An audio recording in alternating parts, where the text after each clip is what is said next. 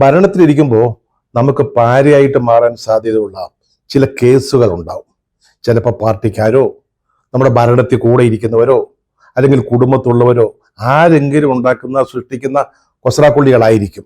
കള്ളപ്പണക്കേസ്, വെള്ളപ്പണക്കേസ്, അല്ലെങ്കിൽ ഈ നയതന്ത്ര ബാഗിൽ സ്വർണം കടത്തി എന്ന് പറയുന്ന കേസ്. ഇതൊക്കെ വന്ന പുലിവാല പൊല്ലാപ്പാവും.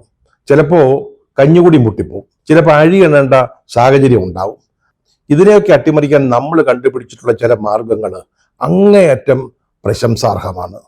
സത്യം പറഞ്ഞാൽ പാർട്ടി ക്ലാസ്സുകളിൽ ഇതൊക്കെ ഒരു പാഠ്യ വിഷയമാക്കണം. അങ്ങനെയാണെങ്കിൽ പുതിയ തലമുറ അധികാര സ്ഥാനങ്ങളിലൊക്കെ എത്തുമ്പോൾ, മന്ത്രിയോ മുഖ്യമന്ത്രിയോ ഇനി പ്രധാനമന്ത്രിയോ അതുപോലെയുള്ള സ്ഥാനങ്ങളിലേക്ക് എത്തുമ്പോൾ ഇത് പ്രയോജനപ്പെടും. സംഗതി സിമ്പിളാ. ഒരു കേസ് വന്നു, അതിൻ്റെ അന്വേഷണം നടക്കുന്നു. അന്വേഷണം അങ്ങോട്ട് തുടങ്ങിക്കഴിഞ്ഞാൽ ആ അന്വേഷണത്തിന് നേതൃത്വം കൊടുക്കുന്ന ഉദ്യോഗസ്ഥന്മാരെ അങ്ങ് മാറ്റിയേക്കണം, സ്ഥലം മാറ്റിയേക്കണം. അപ്പൊ പകരം ആളിനെ വയ്ക്കുമല്ലോ. അന്നേരം ചില കാര്യങ്ങൾ ശ്രദ്ധിക്കണം. ആ പുതുതായിട്ട് വരുന്നവരെ ഈ കേസിന്റെ അന്വേഷണ ചുമതല ഏൽപ്പിക്കരുത്. സംഗതി തീർന്നു. ഇലയ്ക്കും മുള്ളിനും കേടില്ലാതെ നമുക്ക് പ്രശ്നം പരിഹരിക്കാൻ പറ്റും. ലാവ്ലിൻ അഴിമതി കേസിൽ കള്ളപ്പണം വെളുപ്പിച്ചു എന്നൊരു കേസുണ്ടായിരുന്നു. അതിന്റെ പേരിലാണല്ലോ നമ്മൾ മുഖ്യമന്ത്രിയുടെ മകന് ക്ലിഫ് ഹൗസിലെ മേൽവിലാസത്തിലെ ഒരു സമൻസ് അയച്ചത്. സമൻസ് അടക്കം അതിന്റെ അന്വേഷണം അട്ടിമറിച്ചത് നമ്മൾ ഈ തന്ത്രം ഉപയോഗിച്ച. ഇഡിയുടെ കൊച്ചി ഓഫീസിലെ അസിസ്റ്റന്റ് ഡയറക്ടറായിരുന്ന ഒരു PK ആനന്ദായിരുന്നു ഈ കേസ് അന്വേഷിച്ചിരുന്നത്. അദ്ദേഹത്തിനായിരുന്നു ചുമതല. അതിന്റെ മേൽനോട്ട ചുമതല അഡീഷണൽ ഡയറക്ടർ ദിനേഷ് കുമാർ പനച്ചൂരിക്കും. 2023 ഫെബ്രുവരി 14 കൊച്ചിയിലെ ED ഓഫീസിൽ വരണമെന്ന് ഹാജരാകണമെന്ന് കാണിച്ച് നമ്മുടെ മുഖ്യമന്ത്രി പിണറായി വിജയന്റെ മകൻ വിവേക് കിരൺ സമൻസ് അയച്ചത് ഈ ആനന്ദ. ഈ കേസിൽ അദ്ദേഹത്തെ ചോദ്യം ചെയ്യാൻ വേണ്ടിയായിരുന്നു. ചോദ്യം ചെയ്ത് കഴിഞ്ഞിട്ടാണ് സാക്ഷിയാക്കണോ അതോ പ്രതിയാക്കണോ എന്നൊക്കെ തീരുമാനിക്കുക. ഈ സമൻസ് മടക്കിയോ അതിനെന്താണ് സംഭവിച്ചത് എന്ന് നമുക്ക് സത്യം പറഞ്ഞാൽ ഇപ്പോ അറിഞ്ഞുകൂടാ. എന്തായാലും വിവേക് കിരൺ ചോദ്യം ചെയ്യലിന് ഹാജരായില്ല. അതിന് മുഖ്യമന്ത്രി പറഞ്ഞ ഒരു ന്യായീകരണം, ഈ സമൻസ് വന്നോ അത് ഞങ്ങളാരും കണ്ടിട്ടേയില്ല എന്നാണ്. അങ്ങനെ പറഞ്ഞൊഴിയുകയായിരുന്നു നമ്മുടെ മുഖ്യമന്ത്രി. പക്ഷെ വാസ്തവത്തിൽ അതിനുശേഷം എന്താ സംഭവിച്ചെന്നറിയാവോ? സമൻസൊക്കെ അയച്ചു, അന്വേഷണമൊക്കെ അങ്ങോട്ട് തുടങ്ങി. അപ്പൊ അതാ ഈ ആനന്ദിനെയും ഈ ദിനേശ് സിംഗിനെയും തലസ്ഥാനങ്ങളിൽ നിന്ന് അങ്ങ് മാറ്റി. അവർ വേറൊരു സ്ഥലത്തേക്ക് വിട്ടു. സ്വാഭാവികമായിട്ട് അതിന് പകരമായിട്ട് ആൾ വരും. അവർ വന്നു. പക്ഷെ അവർക്ക് ഈ ലാവ്ലിൻ കേസിന്റെ അന്വേഷണ ചുമതല ഏൽപ്പിച്ചുമില്ല. അതോടെ എന്താ സംഭവിച്ചത്? ലാവ്ലിൻ കേസുമായി ബന്ധപ്പെട്ട കള്ളപ്പണം വെള്ളപ്പണമാക്കിയത് സംബന്ധിച്ച കേസ് ആവിയായിപ്പോയി. അതുപോലെ സമൻസും എങ്ങോ പോയി മറഞ്ഞു. അന്വേഷണം മരവിച്ച മട്ടാണ്. ഇപ്പൊ പകരം വന്ന ആളുകൾക്ക് ഈ ലാവ്ലിൻ കേസ് സംബന്ധിച്ച ഫയല് എങ്ങനെയാണ്, എവിടെയാണ്, അതിന്റെ നീക്കം എവിടെ വരെ എത്തി നിൽക്കുന്നു, വിവേകൻ അയച്ച സമൻസിന്റെ തുടർ നടപടികൾ എന്തെങ്കിലും ഉണ്ടായോ, അത് എവിടെ നിൽക്കുന്നു എന്നീ കാര്യങ്ങളിൽ യാതൊരു അറിവുമില്ല. ഇതേപ്പറ്റി മുഖ്യമന്ത്രി നൽകിയ വിശദീകരണം കേട്ടപ്പോൾ അത് അത്ര ഒരു ലളിതമായ കാര്യമല്ലല്ലോ എന്ന് പിന്നെ തോന്നിയത് കേട്ടോ. സത്യം പറഞ്ഞാൽ സമൻസ് അയച്ചത് Vivek Kiran son of Pinarayi Vijayan, Cliff House, Thiruvananthapuram എന്നുള്ള മേൽവിലാസത്തിലാണ്. നമ്മുടെ മുഖ്യമന്ത്രിയുടെ പേര് അതിലെടുത്ത് പറഞ്ഞിരുന്നു. അദ്ദേഹത്തിന്റെ പേരെടുത്ത് പറഞ്ഞുകൊണ്ട് അദ്ദേഹം താമസിക്കുന്ന അദ്ദേഹത്തിന്റെ ഔദ്യോഗിക വസതിയായ ക്ലിഫ് ഹൗസിലേക്ക് അയച്ച ഒരു സമൻസ് എവിടെ പോയി എന്ന് അറിയാൻ പറ്റുന്നില്ലെങ്കിൽ സംഗതി ഗൗരവമല്ലയോ? അത് നമ്മുടെ മുഖ്യമന്ത്രിയോ കുടുംബാംഗങ്ങളോ അതാ ഞങ്ങളാരും എന്ന് പറഞ്ഞതിന്റെ അർത്ഥം അവരാരും കണ്ടിട്ടില്ലെന്നാണ് മുഖ്യമന്ത്രി പറയുന്നത്. നമുക്ക് നമ്മുടെ മുഖ്യമന്ത്രിയെ വിശ്വസിക്കാം, യാതൊരു സംശയം വേണ്ട. ഇക്കാര്യത്തിൽ അദ്ദേഹം പറയുന്നത് ശരിയായിരിക്കും. അവരാരും കണ്ടിട്ടില്ല. പിന്നെ എവിടെ പോയി? സത്യം പറഞ്ഞാൽ ഒന്ന് അന്വേഷിക്കേണ്ടതല്ലയോ?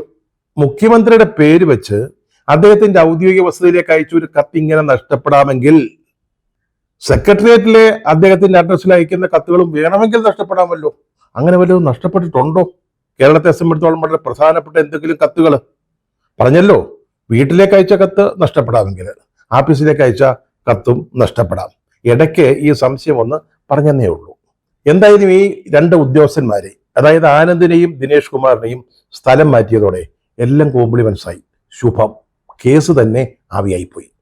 ഈ കേസില് ലാവ്ലിൻ കരാർ ഒപ്പുവെച്ചപ്പോൾ സാക്ഷിയായിട്ട് ഒപ്പിട്ട ഒരു വിദേശ മലയാളി വ്യവസായി ദിലീപ് രാഹുലിനും ഇതേപോലെ ED സമൻസ് അയച്ചു എന്നാണ് മാധ്യമങ്ങൾ പറയുന്നത്. പക്ഷെ അദ്ദേഹത്തിന് കിട്ടിയതായിട്ട് വിവരമില്ല. അദ്ദേഹം വന്ന് മൊഴി കൊടുത്തതായിട്ടും യാതൊരു വിവരവുമില്ല. അപ്പോ ED ഒരു കാര്യം ചെയ്തു. ഇന്റർപോളിന്റെ ബ്ലൂ കോർണർ നോട്ടീസ് അനുസരിച്ചുള്ള നടപടികൾക്ക് ഒരുങ്ങി.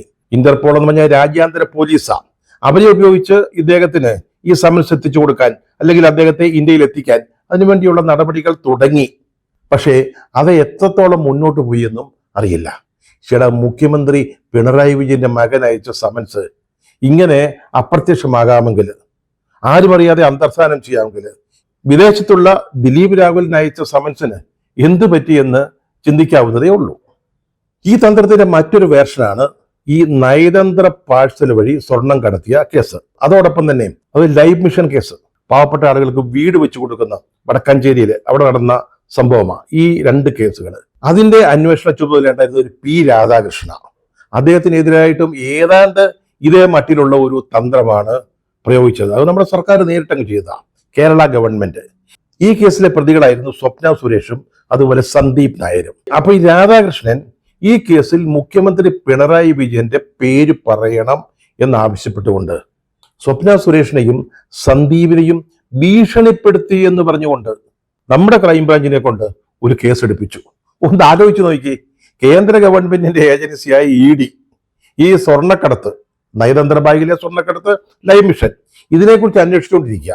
അപ്പൊ അതിലെ പ്രതികളെ ആ അന്വേഷണ ഉദ്യോഗസ്ഥൻ ഭീഷണിപ്പെടുത്തിയെന്ന്. അതായത് പ്രതികളോട് മുഖ്യമന്ത്രി പിണറായി വിജയന്റെ പേര് പറയണമെന്ന് ആവശ്യപ്പെട്ട് ഭീഷണിപ്പെടുത്തിയെന്ന്. അതിന് നമ്മുടെ സംസ്ഥാന പോലീസ്, ക്രൈംബ്രാഞ്ച് കേസെടുത്തു. ഒന്ന് ആലോചിച്ച് നോക്കുന്നൊരു കാഞ്ഞ ബുദ്ധിയാണെന്ന്. അപ്പൊ എന്താ സംഭവിച്ചത്? ഈ അന്വേഷണ ഉദ്യോഗസ്ഥൻ P. രാധാകൃഷ്ണനെ ED കേരളത്തിൽ നിന്ന് സ്ഥലം മാറ്റി. ചേട്ടാ, ഇങ്ങനെ ഒരു ഉദ്യോഗസ്ഥനെതിരായിട്ട് സംസ്ഥാന പോലീസ് ക്രൈംബ്രാഞ്ചിനെ കൊണ്ട് ഒരു പോലീസ് കേസ് എടുപ്പിക്കുകയും FIR ഒക്കെ ഇടുകയും ചെയ്തു കഴിഞ്ഞാൽ അദ്ദേഹത്തെ ഇവിടെ വെച്ചുകൊണ്ടിരിക്കുന്നത് ശരിയല്ല. അതുകൊണ്ട് അദ്ദേഹത്തെ ഇവിടുന്ന് സ്ഥലം മാറ്റി. അത് മാത്രമല്ല, അതിനുശേഷം ആ അന്വേഷണം അങ്ങ് മരവിക്കുകയും ചെയ്തു. ഹൈക്കോടതി പിന്നീട് FIR റദ്ദാക്കി എന്നൊക്കെ ഉള്ളത് ശരിയാ. എന്നാൽ പോലും ഈ അന്വേഷണം മരവിപ്പിക്കാൻ ഈ തന്ത്രം കൊണ്ട് സാധിച്ചു. ഒന്ന് ആലോചിച്ചു നോക്കി. EDയെ ക്രൈംബ്രാഞ്ചിനെ കൊണ്ട് ഭീഷണിപ്പെടുത്തുക, ഭയപ്പെടുത്തുക, പേടിപ്പിക്കുക, എന്നിട്ട് അദ്ദേഹത്തെ സ്ഥലം മാറ്റിക്കുക. ഇതിൽ ഏതാണ് സൂപ്പർ? ലാവ്ലിൻ കേസിൽ സംഭവിച്ചതാണോ അതോ ഈ സ്വർണ്ണക്കടത്ത് കേസിൽ സംഭവിച്ചതാണോ ഏറ്റവും മാരകമായ വേർഷൻ എന്നാണ് നമ്മൾ ആലോചിക്കേണ്ടത്. സത്യം പറഞ്ഞാൽ ഈ ബുദ്ധിയൊക്കെ ആരാണോ ഉപദേശിച്ചു കൊടുക്കുന്നത്? നമ്മുടെ മുഖ്യമന്ത്രിയുടെ പൊളിറ്റിക്കൽ സെക്രട്ടറി ആവാനാണ് സാധ്യത. അതാണെങ്കിൽ യാതൊരു സംശയം വേണ്ട, അദ്ദേഹം ഒരു കുതിരപ്പവൻ സമ്മാനത്തിന് അർഹനാണ്. ഇതൊക്കെ കാണുമ്പോഴേ ഞങ്ങളും BJPയും തമ്മിലുള്ള ഒരു അന്തർധാര എന്നൊക്കെ പറഞ്ഞേക്കാം. പക്ഷെ ഞങ്ങളുടെ ഒരു സങ്കടം എന്ന് പറയുന്നത് ഈ തന്ത്രം നമ്മുടെ ശബരിമല കേസിൽ ഫലിക്കത്തില്ലല്ലോ എന്ന് ഓർക്കുമ്പോഴാണ്. ദ്വാരപാലക ശില്പങ്ങളുടെ സ്വർണം ഉരുക്കുകയോ ഉരുക്കാതെയോ വിറ്റ കേസ് ഇപ്പൊ അതിന്റെ അന്വേഷണം നടന്നുകൊണ്ടിരിക്കുക. പക്ഷെ അവിടെ പറ്റിയ ഒരു അക്കിടി എന്ന് പറയുന്നത് ഹൈക്കോടതി അതങ്ങ് കൈകാര്യം ചെയ്ത് കളഞ്ഞു. അവർ നേരിട്ടൊരു അന്വേഷണ സംഘത്തെ വെച്ചിരിക്കുക. അപ്പൊ പിന്നെ അവിടെ കയറി തൊടാൻ പറ്റത്തില്ല. ആരെയെങ്കിലും സ്ഥലം മാറ്റാനോ പിന്നെ വരുന്നവരെ കൈകാര്യം ചെയ്യാനോ ഒന്നും പറ്റത്തില്ല. അത്രയും അങ്ങോട്ട് നിരൂപിച്ചില്ല. എന്തായാലും അതൊരു ചെറിയ കഴകടായിപ്പോയി. ഇതൊക്കെ കാണുമ്പോൾ കേരളത്തിലെ കോൺഗ്രസ് നേതാക്കൾക്ക് വല്ലാത്ത കുശുമ്പ. ഇപ്പൊ KPCCയുടെ അധ്യക്ഷൻ സണ്ണി ജോസഫ് ഇന്നലെ എന്തുവാ പറഞ്ഞത്? അദ്ദേഹം പറഞ്ഞിരിക്കുന്നത് ED അയച്ച സമൻസ് നമ്മുടെ മുഖ്യമന്ത്രിയുടെ ദുസ്വാധീനം ഉപയോഗിച്ച് ഒതുക്കി എന്നുള്ളതാണ്. അങ്ങനെ അല്ലെങ്കിൽ അത് തെളിയിക്കാൻ സണ്ണി ജോസഫ് മുഖ്യമന്ത്രിയെ വെല്ലുവിളിക്കുകയും ചെയ്തിരിക്കുക. ഒന്ന് ആലോചിച്ച് നോക്കി. ഇക്കാര്യത്തിൽ നമ്മുടെ മുഖ്യമന്ത്രിയെ അഭിനന്ദിക്കുന്നതിന് പകരം ഇവിടുത്തെ പ്രധാന പ്രതിപക്ഷ കക്ഷിയായ കോൺഗ്രസ് അദ്ദേഹത്തെ വെല്ലുവിളിക്കുക. നിങ്ങളുടെ ദുസ്വാധീനം ഉപയോഗിച്ചാണ് നിങ്ങൾ ഈ EDയുടെ സമൻസ് ഒതുക്കിയതെന്ന്. ഒന്നാമത്തെ കാര്യം, ദുസ്വാധീനം എന്ന് പറയാൻ പാടില്ല, അത് തെറ്റായ ഒരു പ്രയോഗമാണ്. സ്വാധീനം എന്ന് പറഞ്ഞു. ഈ സുസ്വാധീനം എന്നൊരു പ്രയോഗമുണ്ടോ എന്നുള്ളത് അറിഞ്ഞുകൂടാ. ഇനി അറിഞ്ഞില്ലെങ്കിലും അങ്ങനെ ഒരു വാക്ക് നമുക്ക് ഉപയോഗിക്കാവുന്നതേ ഉള്ളൂ. കാരണം ഇത്തരത്തിലുള്ള പുതിയ വാക്കുകൾ ഉപയോഗിച്ചാണല്ലോ ഭാഷ കൂടുതൽ സമ്പുഷ്ടമാകുന്നത്. അപ്പൊ എന്തായാലും ദുസ്വാധീനം എന്ന് പറഞ്ഞത് അങ്ങേയറ്റം തെറ്റാ. കാരണം നമ്മുടെ മുഖ്യമന്ത്രി കേരളത്തിന്റെ മുഖ്യമന്ത്രിയാ. അദ്ദേഹത്തിന് ED പോലുള്ള ഏജൻസികളിലൊക്കെ ചില ബന്ധങ്ങൾ, സൗഹൃദങ്ങളൊക്കെ ഉണ്ടാവും. അദ്ദേഹത്തിന് കേന്ദ്ര ഗവൺമെന്റിൽ ചില സ്വാധീനങ്ങൾ ഉണ്ടാവും. മോദി, അമിത്ഷാ, അവരുടെ അടുത്തൊക്കെ അദ്ദേഹത്തിന് നല്ല ബന്ധങ്ങൾ ഉണ്ടാവാം. അതെന്താ കുഴപ്പം? ഇന്ത്യ എന്ന് പറയുന്ന രാജ്യം ഒരു ഫെഡറൽ സംവിധാനം അനുസരിച്ചാണല്ലോ പ്രവർത്തിക്കുന്നത്. കേന്ദ്രവും മറ്റ് സംസ്ഥാനങ്ങളും. അപ്പൊ അതനുസരിച്ച് നീങ്ങാൻ നമ്മൾ ബാധ്യസ്ഥരാണ്. സംസ്ഥാനങ്ങൾക്ക് കേന്ദ്രവുമായി നല്ല ബന്ധം വേണം. എങ്കിൽ മാത്രമേ കേരളത്തിന്റെ അല്ലെങ്കിൽ സംസ്ഥാനങ്ങളുടെ വികസനം സാധ്യമാവുകയുള്ളൂ. BJP തന്നെ എന്തോ പറയുന്നത് അവരുടെ തെരഞ്ഞെടുപ്പ് പ്രചാരണങ്ങളിലൊക്കെ ഈ ഡബിൾ എഞ്ചിൻ എന്ന് പറയുമല്ലോ. ഇപ്പൊ ബീഹാർ തെരഞ്ഞെടുപ്പ് വരിക ഉടനെ അവിടുത്തെ പ്രധാനപ്പെട്ട പ്രചാരണ വിഷയം ഡബിൾ എഞ്ചിൻ ഗവൺമെന്റ് എന്നായിരിക്കും. അതായത് കേന്ദ്രം BJP ഭരിക്കുന്നു, അപ്പൊ സംസ്ഥാനവും BJP ഭരിക്കണം, അപ്പൊ ഡബിൾ എഞ്ചിൻ, അപ്പോ സംസ്ഥാനത്തിന് അത് കൂടുതൽ ഗുണകരമാകും. ആ ഒരു വാദം അല്ലെങ്കിൽ ഒരു സങ്കല്പമാണ് BJP മുന്നോട്ട് വയ്ക്കുന്നത്. നമുക്കിവിടെ ഈ കേരളത്തില് ഉടനെ എങ്ങും BJP അധികാരത്തിൽ വരികയെന്ന് നമുക്കെല്ലാം അറിയാം, BJPക്കും അറിയാം. അപ്പൊ ഇവിടെ ഒരു ഡബിൾ എഞ്ചിൻ സംവിധാനം വരണമെങ്കിൽ ഞങ്ങള് ഭരണകക്ഷി CPM ഈ രണ്ടാമത്തെ എഞ്ചിന്റെ സ്ഥാനത്തേക്ക് അങ്ങോട്ട് കയറി നിൽക്കണം. അതല്ലേ നല്ലത്? അങ്ങനെ ചെയ്യുമ്പം കേരളത്തിന് അതിന്റെ ഗുണങ്ങൾ ഉണ്ടാകത്തില്ലയോ? അതിനല്ലയോ ഞങ്ങൾ ഇവരുമായിട്ട് നല്ല ബന്ധം വയ്ക്കുന്നത്. അപ്പൊ സ്വാഭാവികമായിട്ടും EDയിലൊക്കെ ചില സ്വാധീനങ്ങൾ ഉണ്ടാവും. അത് നമ്മുടെ മുഖ്യമന്ത്രിയെ സംബന്ധിച്ചിടത്തോളം അഭിമാനകരമല്ലയോ? അപ്പൊ അങ്ങനെ നല്ല ബന്ധമാണെങ്കിലേ ചില്ലറ സ്വാധീനങ്ങളൊക്കെ ഉണ്ടെങ്കിലേ നമുക്കൊരു അത്യാവശ്യം വരുമ്പം നമ്മൾ അവരോട് പറയാമല്ലോ, ചേട്ടാ നമ്മളൊക്കെ എന്തുവാ ചെയ്യുന്നത്? ഒരു അത്യാവശ്യം വരുമ്പം ഒരു 10,000 രൂപയുടെ ഒരു ആവശ്യം വന്നാലേ നമ്മുടെ ഏറ്റവും അടുത്ത സുഹൃത്തുക്കളോടല്ലയോ ചോദിക്കുക. അപ്പൊ അവർ തരുമല്ലോ, നമ്മളത് വാങ്ങും. അത് നമുക്ക് അവരിലൂടെ ഒരു ദുസ്വാധീനം ഉപയോഗിച്ചാണ് ആ പണം കടം വാങ്ങിച്ചെന്ന് പറയരുത്. അതൊക്കെ തെറ്റായ കാര്യങ്ങളാണ്. അപ്പൊ നമ്മൾ ചില ആവശ്യങ്ങൾ കേന്ദ്രത്തോട് പറയും, അത് ചിലപ്പോൾ ചില വ്യക്തിപരമായ വിഷയങ്ങളും ഉണ്ടാവും. അപ്പൊ കേന്ദ്രം സ്വാഭാവികമായിട്ടും അറിഞ്ഞു സഹായിക്കും. അതിനെയൊക്കെ ദുസ്വാധീനം എന്ന് പറഞ്ഞ് വെടക്കാക്കരുത്, അത് ശരിയല്ല. പ്രതിപക്ഷമാണേലും അങ്ങനെയൊന്നും ചെയ്യരുത്. പിന്നെ നമുക്ക് ഇങ്ങോട്ട് തരുന്ന സഹായങ്ങൾക്ക് പ്രത്യുപകാരം ചെയ്യേണ്ടി വരും. അല്ലാതെ ആരും വെറുതെ ഒരു സഹായം ചെയ്യത്തില്ലല്ലോ. നമ്മൾ കടം ചോദിക്കുമ്പം 10,000 രൂപ ഇങ്ങോട്ട് തരുന്ന എന്തിനാ? അദ്ദേഹം നമ്മളോട് എന്തെങ്കിലും ഒരു സഹായം ചോദിക്കുമ്പോൾ അങ്ങോട്ട് തിരിച്ചു കൊടുക്കാനല്ലയോ? അതുണ്ടാവും. നമ്മൾ അക്കാര്യത്തിൽ വളരെ മാന്യന്മാരാ. ഇങ്ങോട്ട് തന്നിട്ടുള്ള സഹായങ്ങൾക്കൊക്കെ പ്രത്യുപകാരം ചെയ്യുക തന്നെ ചെയ്യും. അതൊക്കെ അങ്ങോട്ട് ആലോചിച്ച് വരുന്നതേ ഉള്ളൂ. അതിന്മേലൊരു തീരുമാനമായിട്ടില്ല. അതിനു മുമ്പ് നിങ്ങൾ കയറി അന്തർധാര എന്ന് പറയുന്നതിലൊന്നും അർത്ഥമില്ല. അത് ആലോചിച്ച് ഞങ്ങളൊരു തീരുമാനത്തിൽ എത്തിക്കഴിഞ്ഞാൽ വഴിയാം വണ്ണം അത് നിങ്ങൾക്ക് മനസ്സിലായിക്കൊള്ളും. ഞങ്ങൾ തുറന്നു പറയത്തില്ല, നിങ്ങൾ മനസ്സിലാക്കിക്കോണം. എന്തായാലും സണ്ണിച്ചേട്ടാ, KPCC പ്രസിഡന്റ്, നമുക്ക് അസൂയാവാം, പക്ഷേ ഇത്രയും അരുത്.